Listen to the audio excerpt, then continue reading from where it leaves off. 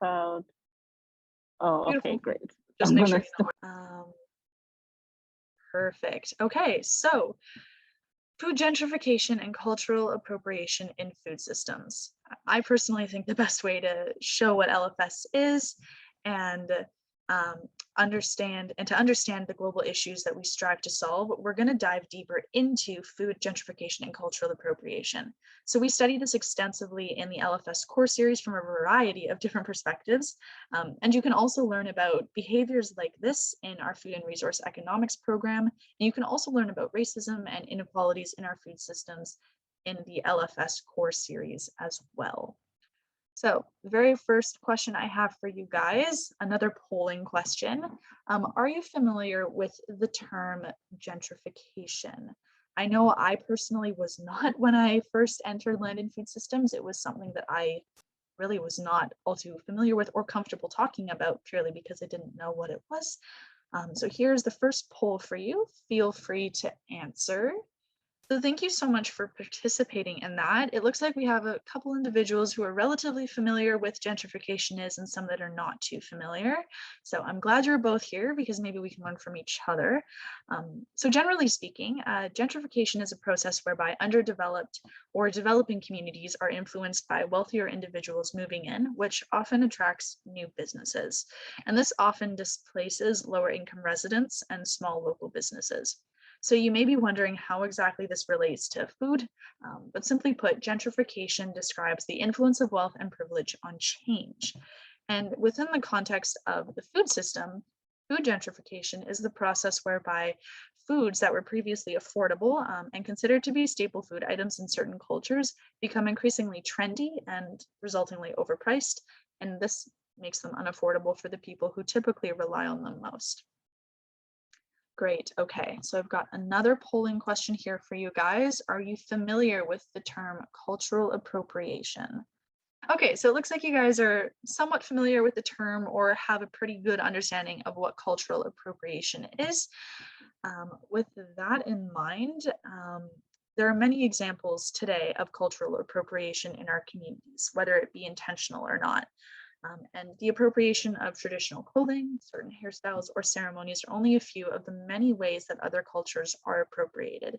So these actions can come from really a lack of understanding, but it is our responsibility to both learn and unlearn these behaviors.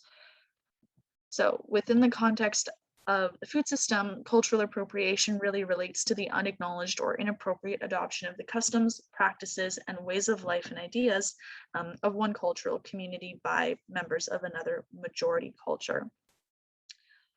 So this can be applied in relation to the food system as it relates to food, clothing, or music, or other traditional experiences. And given how relevant food is to certain cultures, I'm sure you can imagine the consequences of displacing these communities and the resulting shift in accessibility to these food items that are central to their culture.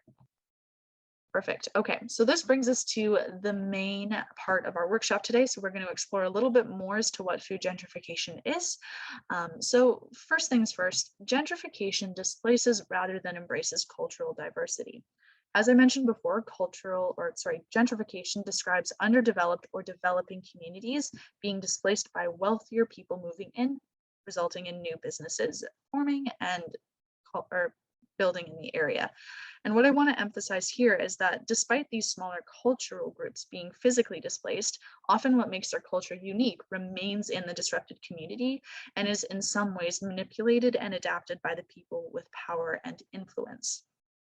So this then leads to what we begin to see as culturally relevant food items, restaurants, grocery stores, and other food-related experiences begin to change and or be replaced in accordance with these newly founded cultural identities in this community. And as the people who are culturally connected to these traditional foods and businesses are no longer able to support them, we usually see an increase in prices and lack of accessibility, which results in a greater disconnect between the cultural value of these places, products, and experiences, and the people who have now moved into these communities. So then this is where we begin to see retail options reflecting the predominant economic and social demographic of a neighborhood. And because of this, the history and cultural impact of the minority group is slowly adapted as more wealthy individuals establish themselves in these areas. So we see retail options and businesses in this community transition to accommodate the needs of the predominant economic and social demographic of this neighborhood rather than the pre-existing ones. So in some cases, the culture is entirely lost, while in others it remains. And lastly, this is the final step in gentrification. We see food-based marketing adding a layer of cultural appropriation. So the tradition and meaning behind those cultural experiences are slowly lost. And the connection to how the food was grown, harvested, and shared with its communities is also lost. And it's reduced simply to something we eat. And at this point, maybe the connection between food gentrification and cultural appropriation is becoming a little bit more clear. Awesome. Okay, so what exactly is the connection? So gentrification results in removing the cultural aspect of food and its role in our food systems, paving the way for uneducated individuals and communities to adopt these food items and dishes without knowing their history, without knowing where they came from, and the significance of these food items to their rightful cultural groups. I think the cartoon on the top right does a great job of depicting what gentrification does and what appropriation is. So from the perspective of gentrification, it references the displacement of small local businesses selling their goods, as well as the resulting damage caused by choosing to purchase that same item at a much larger, more commercialized retailer. It also touches on the idea of appropriation by immediately highlighting the disconnect between the dress and its cultural origin. So this can be directly applied to food and traditional dishes. So in many cases, food trends will drive the price of staple food items up, making them unaffordable for people who have relied on them and cultivated them and enjoyed them as a part of their way of life for so many years. And these trendy food items, in some cases known as superfoods, are widely accepted by Western culture and are discounted as being what we perceive them to be, not what they really are or where they come from. So, what are some common foods that have been gentrified? We've been doing a lot of talking so far, so let's just take a little bit of a break, and I want to work through this activity with you guys. Based on what you have learned today, or some of your previous knowledge as well, I want to see if you guys can come up with some examples of foods that have been gentrified.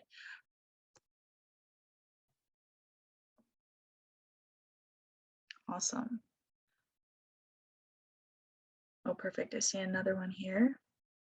Yeah, awesome. Yeah, so traditional foods are a great example. And as Carly had kind of identified here in her contribution on the slide, a lot of these food items are things that are very culturally involved and culturally relevant and have been adopted in other places as being very delicious and wonderful foods to try and explore. But often individuals don't realize where those really come from and what the significance of those food items can be to those individuals. Perfect. Yeah. So, one of the examples that I had come up with was kale. And kale is a really big one, and some of you guys may know kale as a superfood. It's rich in vitamins and minerals, and it boasts many different health benefits. And it's now widely available in pretty much any grocery store you go to. But what's interesting about kale is that it kind of came out of nowhere. The use of kale is quite common in Eastern Mediterranean areas and parts of South Asia, but it wasn't until 2010 that kale came to Western markets and was presented as a superfood. In 1 year alone, it increased in sales by 25, or it increased in price, sorry, by 25%. And it went from being sold in just under 5,000 stores worldwide to well over 50,000 stores worldwide. So all it took was bringing kale to the Western market for it to become something that was far more expensive than what it used to be. Then we've also got chickpeas. So chickpeas originated in the Middle East, the west coast of the Mediterranean, as well as Northern Africa. Chickpeas are most readily used in hummus, and hummus is a spread made from chickpeas that has increased in popularity by only about 12% in the past 10 years or so. But what's crazy is the price of the product has nearly doubled. It's gone from about, I don't know, 70 to 90 cents a tub to nearly $5 over in Western North America. And in about 20 years, over the course of 20 years, the hummus industry has gone from being about $5 million to nearly $800 million. It's kind of crazy to think that in 20 years alone, the drive from Western demand has increased the price so significantly and also made the industry as a whole significantly larger. Awesome. Okay, so the next one, sesame seeds. Sesame seeds are another food that has similarly experienced gentrification. So these seeds come from Asian and East African countries and are known to be used in flour, oils, and dressings. And tahini is a common blend of sesame seeds that is used in foods like hummus. Then next up, we've got goji berries. Goji berries are relatively popular and they are native to China, but suddenly have been appearing here in the West. In Asia, goji berries have been a staple food item in their respective cultures and have been consumed for generations upon generations. So the belief is that these berries help you live longer, and this stems from the many health benefits of these berries, such as their antioxidant properties, their immune system support, as well as boosting your metabolism. And goji berries cost about $14 per pound, which is relatively on the expensive side. But international demand has resulted in the extended growth seasons of these berries and greater exports of this product, which often leaves less for those culturally connected to the foods and makes them unaffordable for the individuals that rely on them most. And then the next one, another very popular food item, is avocados. Avocados are native to Mexico, but they sell for nearly $2.50 per fruit. They have increased in price by about 129% in the past 3 years alone. And the commercialization of the avocado began in the early 1900s, but was focused on branding avocados as a delicacy for the wealthy. And as demand increased, supply had to keep up. So where this becomes dangerous is when the money made by exporting the product exceeds the amount of money made by domestic sales. So what's currently happening in a lot of areas that produce avocados is priority is given to the individuals that can actually afford to pay. So more are being exported because individuals in North America and Western areas are able to afford avocados more than local individuals in those communities. And then the last one, surprisingly, is mac and cheese. This was something that I did not know and was quite shocked to learn about, actually. But mac and cheese is known as a soul food in African American cultures, serving as a celebratory dish. It's a convenient meal, and it's also a meal stretcher for the food insecure individuals out there. Authentic household macaroni and cheese was first made in African American households. And interestingly, it became a staple food in their culture following the Emancipation Proclamation in the 1860s.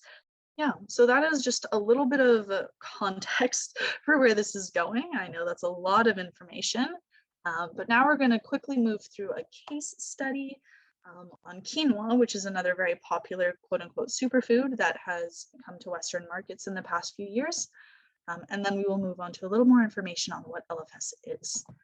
Simply, quinoa is a flowering plant in the amaranth family, which is a family of whole grains.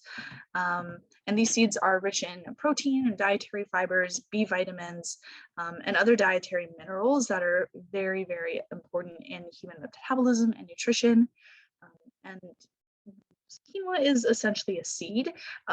It's not so much a grain, which is part of popular belief, but quinoa is in fact a seed that is grown mostly in Bolivia, as well as Peru, and it's a staple item in their respective cultures. And it's as I just mentioned, it's a seed, contrary to popular belief that it is a whole grain. Awesome. So what exactly happened to quinoa? So quinoa became very popular very quickly back in 2010. And certain regions are defined by their crops and their ingredients. Not only are some crops and ingredients unique to these regions, but their respective communities are financially dependent on the market for those goods too. So when a dietary trend starts, the demand for a product increases, typically at a rate far greater than what small farmers can keep up with. So when quinoa exploded back in 2010, a very similar series of events took place.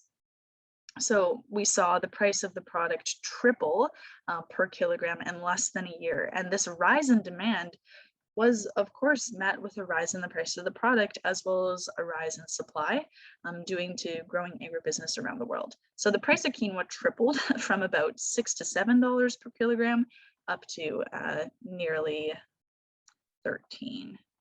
And agribusiness kind of quickly joined in the market and started producing the grain as well. So for a brief moment, at the beginning of the quinoa explosion, Bolivian and Peruvian farmers were selling the seed at its new inflated price.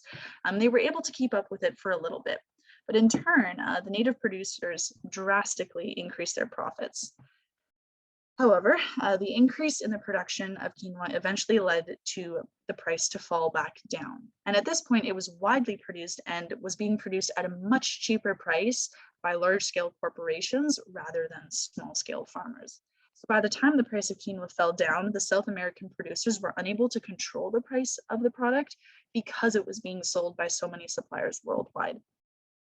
So this rise in price and supply comes in the form of increased production by already existing producers. And when new producers enter the market, they enter it using technologies such as combine harvesters and agri-infrastructure that allows them to grow, cultivate, and harvest more product more efficiently. So when the market is flooded and you have lots of producers making quinoa, growing crops, the price of this ingredient will eventually fall because only so many people can produce it. And if it's available in so many different places and so many different forms, consumers have options, and consumers typically gravitate towards more affordable options. So the market is essentially left with more businesses that outgrow original producers. And these original producers in Peru and Bolivia are often using traditional and typically inefficient agricultural techniques that really drive them out of the market because they simply cannot keep up. So what happened was Peruvians and Bolivians were practically expelled from the market because they could not mass produce quinoa using the technologies they had for a reasonable price that consumers would be willing to pay. And the last part of this is that because local and small scale farmers had lost the ability to control the price of their product, it became unrealistic for so many farmers to sustainably produce quinoa and actually make a profit on it. So yeah, many small scale farmers were driven out of the market due to an inability to maintain those high prices of quinoa. And the final effect is that they were outcompeted. They could not keep up with production and they couldn't do it for cheap. And because smaller farms in Peru and Bolivia were using traditional harvesting means, such as begging hooks, they needed to sell their product at a higher price in order to actually make money and keep up with production. But because other producers were again able to do it for cheaper, as you were saying, Peruvians and Bolivians were driven out of the market entirely. And then families that depended on quinoa could no longer afford it. Quinoa is a staple food item in lower income households. And when the price tripled globally, it also tripled locally. So this is where gentrification really ties into this case study. So the process by which foods that were previously affordable and considered to be staple food items in certain cultures become increasingly trendy and thus overpriced, making them unaffordable for the people who rely on them most.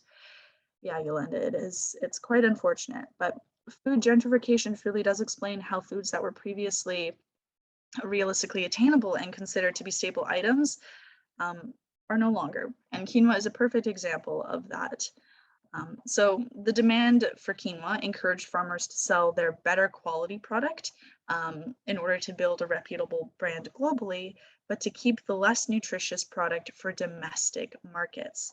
So increasing that global demand for quinoa saw small scale farmers working in Bolivia and Peru selling their better quinoa and making sure that they were putting out their best product. But this means that lower quality quinoa is kept for domestic sales, and often this quinoa was premature, less fibrous, and lacked essential and complete vitamins. So the staple item that once nourished these underprivileged communities no longer provided them with the same satisfaction and nutrients, all while becoming increasingly unaffordable.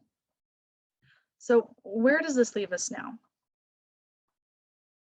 Now we have quinoa widely available in almost every grocery store, but at what cost? So this product has been gentrified and is something many communities can no longer afford. If you have any more questions, feel free to connect with us. You can connect with student services directly at the email shown on the screen. You can also connect with the ambassadors directly at this email here. I'm just going to pop it in the chat real quick here. And then, of course, we've got Instagram, we've got Twitter, we've also got a Facebook page, and then our website is also an incredible resource for you guys to learn more about our faculty. So I really want to thank you for joining us today and for participating. My team and I have worked really hard to put these presentations together, so it's always nice to see people come out and hear your voices and see your contributions. But if you have any questions at all regarding student life, this presentation and workshop itself, our programs, our faculty, feel free to ask now, or you can email us later and connect with us virtually.